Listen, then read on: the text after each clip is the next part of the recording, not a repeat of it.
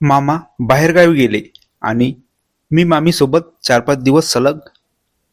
मित्रांनो, माझं नाव मंगेश. माझे तेव्हा 12वीचे पेपर संपले होते आणि मामाने मला त्यांच्या घरी बोलावले, कारण ते कुठेतरी बाहेर जाणार होते 4-5 दिवसासाठी आणि घरी मामीसोबत कोणी नव्हतं. पेपर संपल्यानंतर दुसऱ्या दिवशी मी मामाच्या घरी गेलो. मामा जायच्या तयारीला लागले होते. मामी थोडी नाराज होऊन बसली होती. मी मामीजवळ गेलो आणि मामीला म्हणालो, मामी, तू का एवढी नाराज आहे? मामी म्हणाली, तुझे मामा 4-5 दिवस बाहेर जाणार आहे, मला एकटीला सोडून, मग मी नाराज नाही होणार का? मी मामीला म्हणालो, अगं मामी, ते फक्त 4-5 दिवस जाणार आहे फक्त, एवढं काय नाराज व्हायचं? मामी म्हणाली, तुला नाही समजणार. मी आज मामाच्या घरी आलो होतो आणि उद्या लगेच मामा जाणार होते. मामा आणि मामी त्यांच्या खोलीत होते आणि त्यांचं असं काही मी त्यांना बघत होतो.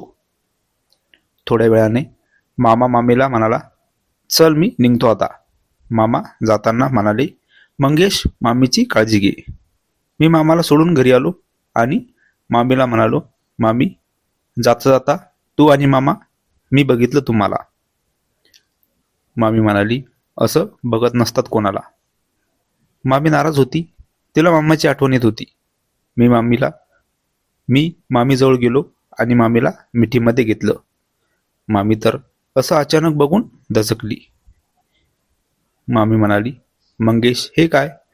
मी मामीला म्हणालो, मामी, तुला मामाची आठवण येत आहे, त्यामुळे तुला मामा जसं मिठीत घेत होते तसं मी.